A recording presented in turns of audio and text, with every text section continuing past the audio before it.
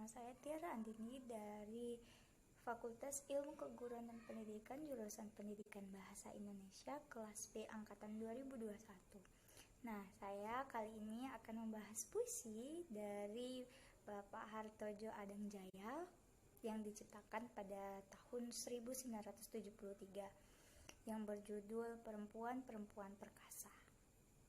Nah, sebelum kita langsung kepada puisinya, kita itu harus tahu dulu proses pemaknaan karya sastra itu dapat dipahami dengan menggunakan berbagai pendekatan. Salah satunya itu pendekatan objektif atau struktural.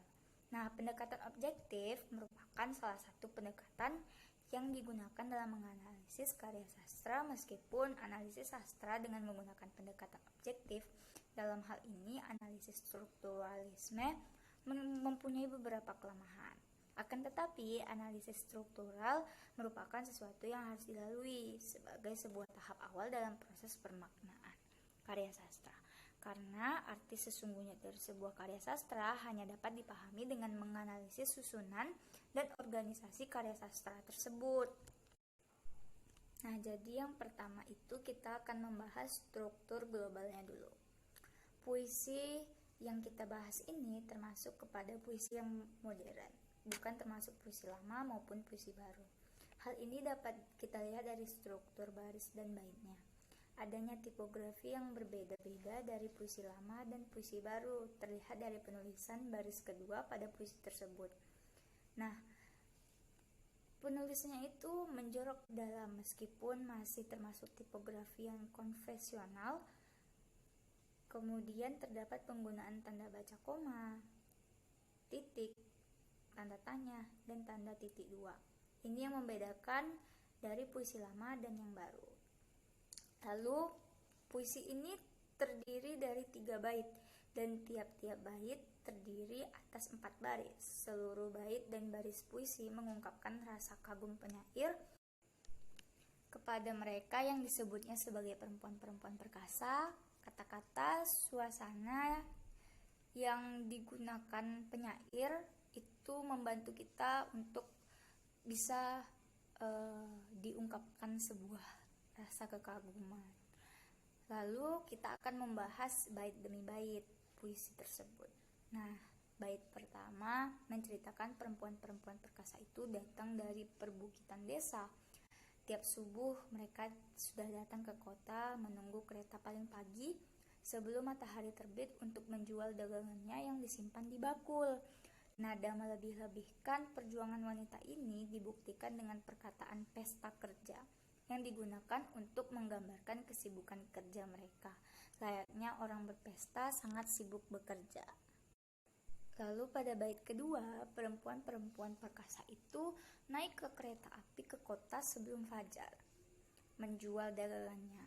Penyair menggunakan istilah berlomba, mengandung makna bahwa mereka berjuang dengan gigih, ulet untuk meraih sesuatu kehidupan yang lebih layak dengan berbagai cara untuk memberi kesan bahwa perjuangannya cukup berat.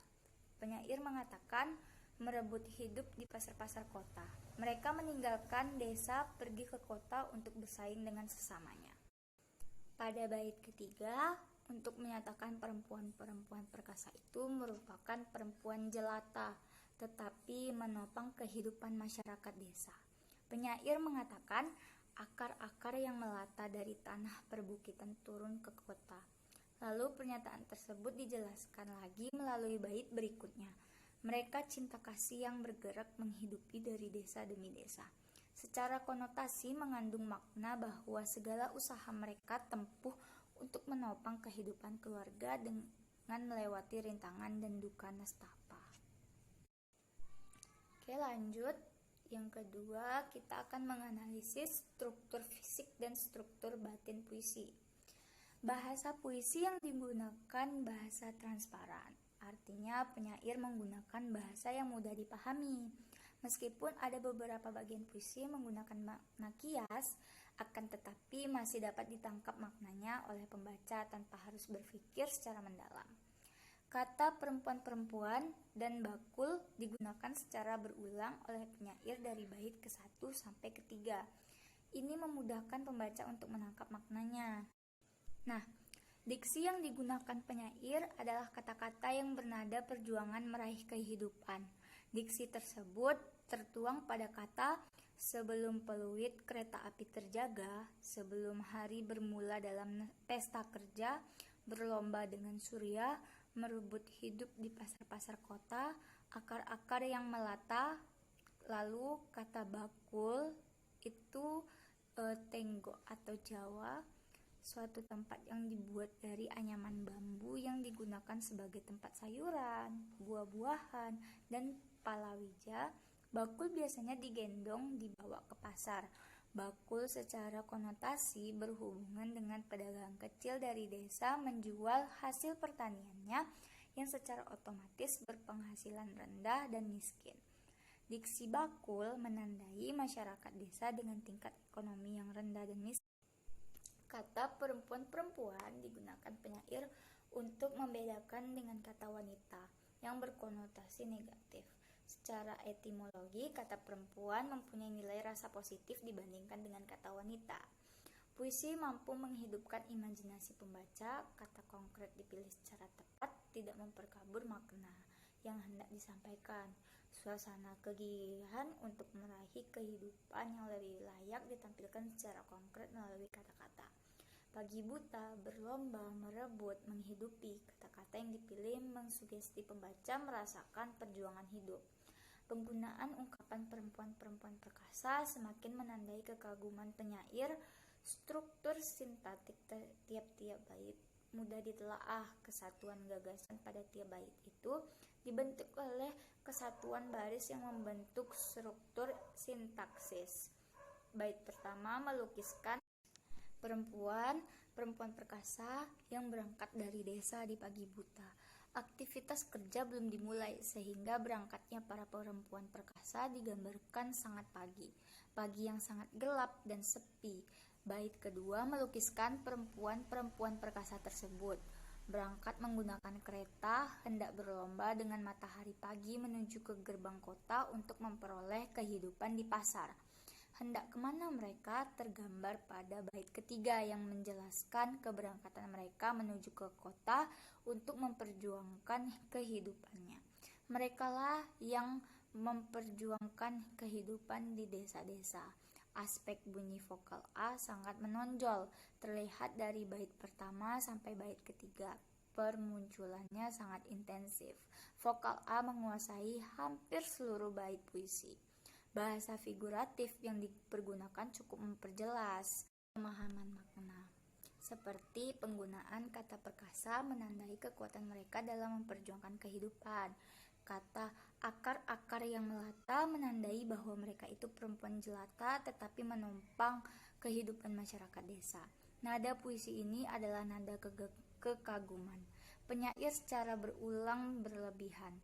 Amanat puisi dapat ditafsirkan perempuan-perempuan perkasa itu adalah perempuan-perempuan yang berasal dari rakyat jelata. Perempuan-perempuan teladan, mereka berjuang mencari nafkah tanpa mengenal lelah.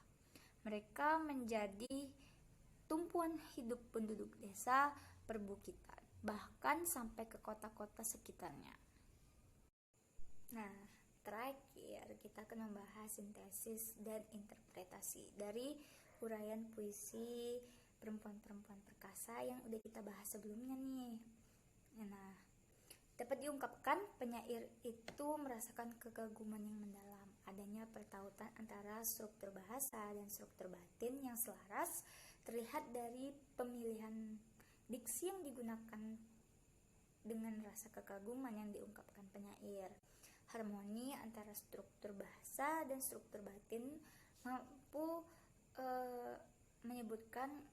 membantu pembaca menafsirkan keseluruhan isi puisi tersebut.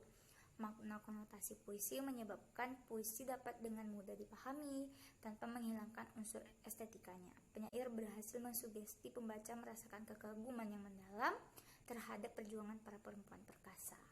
Sekian yang dapat saya sampaikan. Apabila ada kesalahan, mohon dimaafkan.